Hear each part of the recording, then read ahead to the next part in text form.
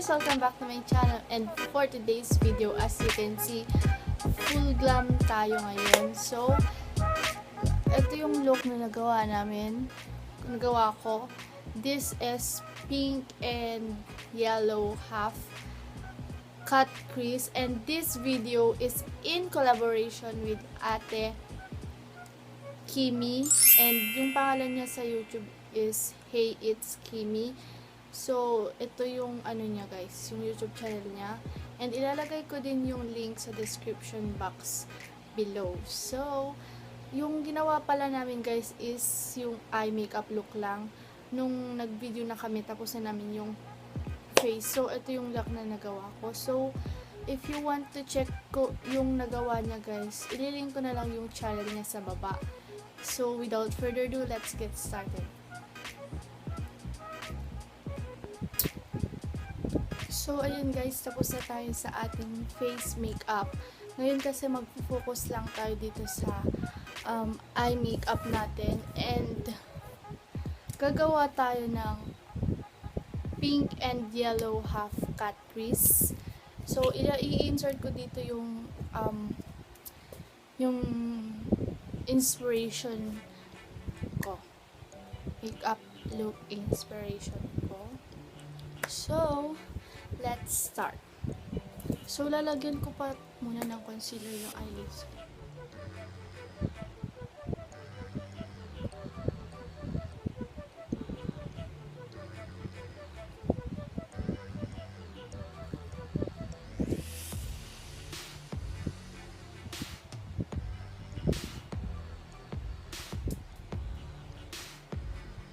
Yung white pala yung ginamit ko guys.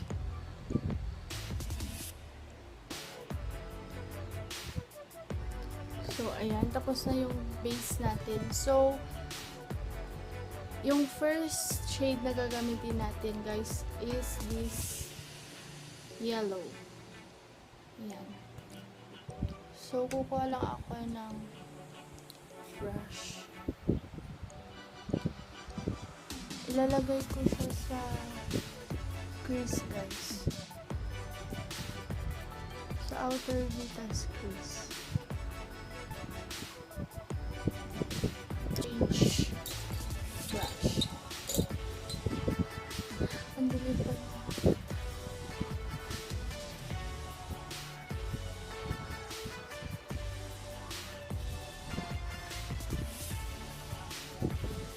So, dito guys, uunahin ko munang tapusin itong isang mata ko. Tapos gagawin ko na lang yung isa off cam para mas mabilis. Makasave tayo ng memory. So, ayan. Very light lang yung pagka-yellow na guys. So, yung next shade guys is orange.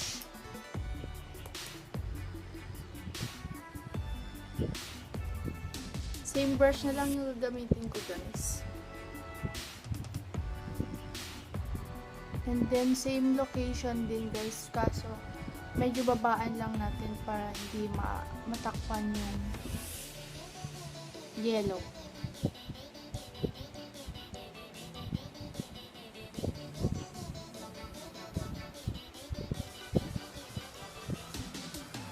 So, parang ang light yun sa camera.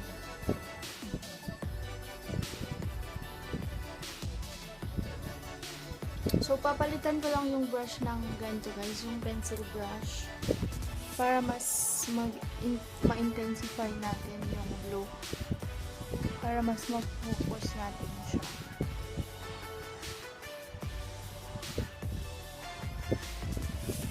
And then, kukunin ko yung ito. Yung ginamit natin kanina sa yellow. I-dip ko lang ulit siya sa yellow. Tapos, i-blend natin para walang harsh line.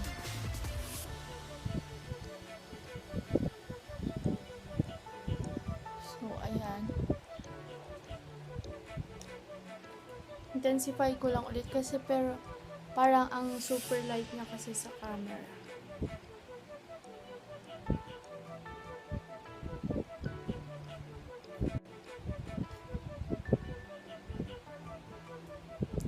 Mas tinataasan ko siya guys kasi pag hanggang dito lang sa normal na crease ko, matatakpan siya kasi may hooded eyes ako. So, tinatasan ko lang siya. So, ayun guys. So, the next shade na ilalagay natin guys is red dito sa inner part hanggang sa gitna. Pero before tayo maglagay ng red na eyeshadow, kukunin ko tong Ink Velvet from Peripera. Tas, gagamitin ko siya as parang base, color base. Kasi, yung red ko dito guys, hindi siya ganun katingkad. So, kailangan kasi natin ng matingkad na red para mag-pop up talaga yung eyeshadow. So, naglagay lang ako dito sa likod ng kamay ko. And dito ko siya ilalagay banda. Dito sa loob hanggang sa half.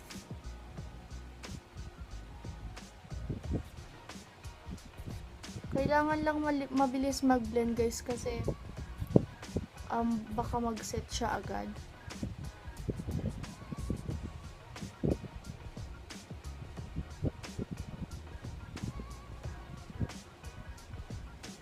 Ayan. Bi-build up ko lang siya guys.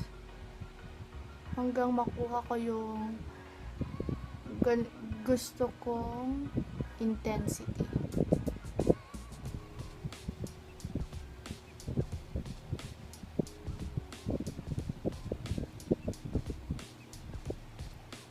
So, ayan. Tama na yan for me guys. And, isiset na natin siya using this red.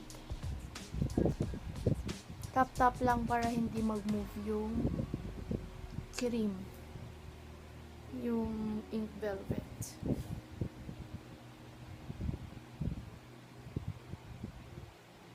O, diba guys, sige, mas tumingkad siya. Then, kukunin ko ulit tong brush na to.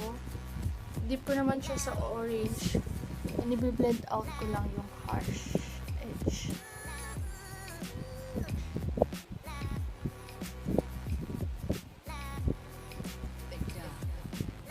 Ayan. Kung napapansin nyo, hindi ko siya linagyan ng red dito guys. Kasi ibang color yung lalagay natin, which is pink. Ito yung kukunin ko muna. Tapos, kung light siya, daligad ko nila. So, itong pencil brush ulit guys, kasi mas kumakapit kasi yung pigment ng eyeshadow pag ito yung ginagamit ko. So, is na lang. Ayan.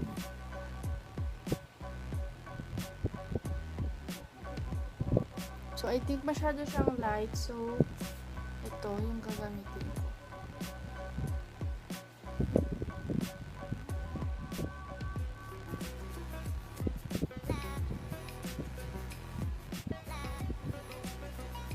Para siyang red sa camera.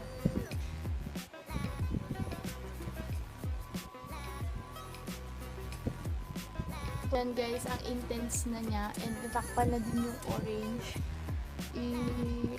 Aayusin na lang natin yan ulit mamaya.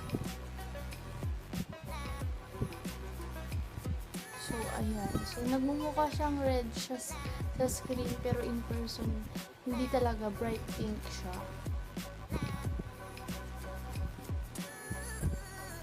So, tapos na. Char. Magka-cut crease na tayo guys. So, yung gagamit yung guys is this Maybelline New York in the shade 25 medium. Lalagay ko lang siya sa likod ng kamay ko.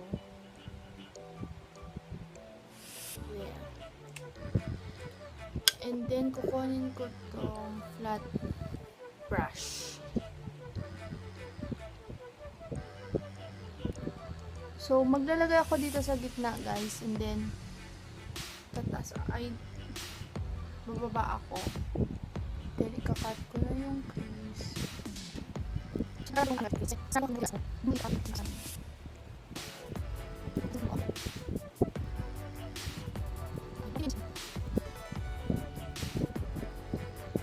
So, ayan. Dine-blend out, pinapat-pat ko na lang yung brush nito para mag-blend out yung pink sa concealer natin. So, ayan. Okay na yan. Then, kukuha ko ng ganitong brush, yung maliit na blending brush. Kukunin ko ulit yung pink. I-focus ko naman siya ulit dito sa outer pink.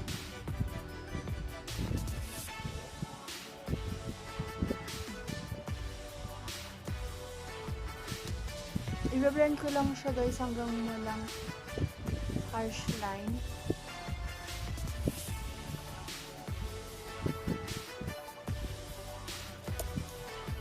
So, for the inner corner guys, isaset muna natin siya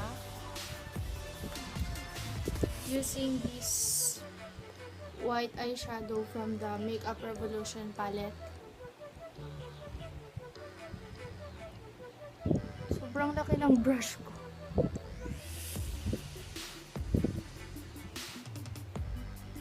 Ayan. So, maglalagay tayo ng shimmer eyeshadow dito sa inner corner. Maglalagay, inner corner. Maglalagay,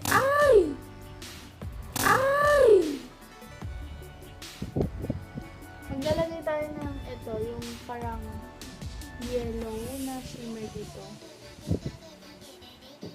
Gagamitin ko na lang yung kamay ko, daliri ko, para mas intense. Ayan, para malagyan yun sa sulok-sulok, gagamitin ko ulit yung pencil brush. All-in-one na yun.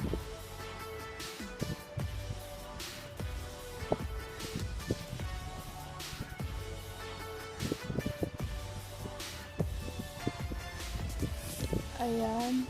Ang ganda! Oh, nakakainis lang guys kasi red yung lumalabas sa screen. Pero pink talaga. Diba tignan nyo guys, parang wala na yung yellow.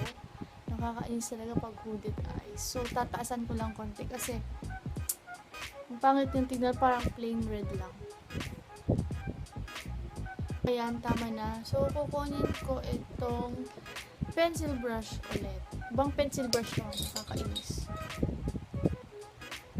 Ang lalaki na kasi ng pencil brush ko guys. O tignan, i-compare nyo naman, kaya mas gusto kong ginagamit ito. So, ito na lang. Kukunin ko yung yung pink. Kundi lang ilalagay ko sa guys, baba kasi hindi bagay sa akin yung may eyeshadow dito sa lower lash line. Mas nagmumukhang sabog yung eye look ko. So, tingnan nyo, may eyeshadow na rin sa baba kasi nung nag-a-apply ako ng ibang colors, nilalagyan na din. So, tama na yan. So, gagawin ko lang off-cam yung kabilang mata ko and I'll be back. So, tapos ko nang gawin dito sa kabila and maglalagay tayo ng eyeliner and eyelashes. So, ito yung gagamitin kong eyeliner. Siguro lang, subtle wing lang kasi hindi ako marunong maglagay ng eyeliner na yung bongga talaga. Kasi nagpa-practice pa lang ako talaga.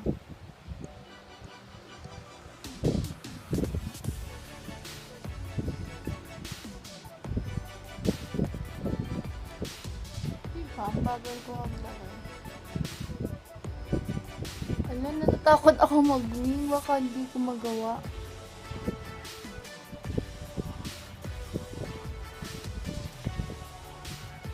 Anong pangit.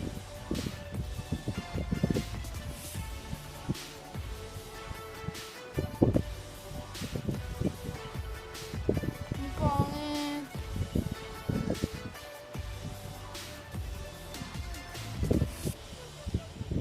Gagawa natin ng paraan yan. So, gagawin ko lang din off-cam guys kasi baka matagalan tayo. So, and guys, nakabit ko na din yung eyelashes ko and na-shock ako guys kasi ang kapal pala talaga niya. Nung tinitigan ko siya sa sa lalagyan niya, parang normal na lashes lang. Tapos nung nilagay ko, ang kapal pala niya. So, hindi ko na siya pinalitan ng ibang lashes kasi nag-struggle ako dito, tas tatanggalin ko pa. So, yun na lang. So, yung gagamitin natin is this. Ito ulit. Pink Velvet from Peripera. Alam, pag tumitingin ako dito sa baba, parang, alam yun, pero kung may nakapatong talaga. Try natin kung bagay, kasi, ang bright na ng eyes natin, tas, ito yung lips. Pwede ba?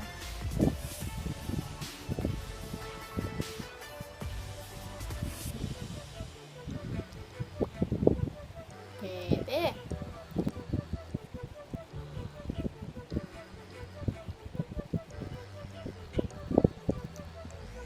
Alang. Ganda. Bibigatan lang talaga ako sa lashes. So, ito na yung final look, guys. So, mag-aayos lang ako and I'll be back. So, that's it for this video, guys. So, if you like this video, please make sure to give this video a big thumbs up. Subscribe to my channel and comment some video suggestions. And mag-subscribe na rin kayo sa channel ni Ate Kimi. So, yung link nasa baba. Bye!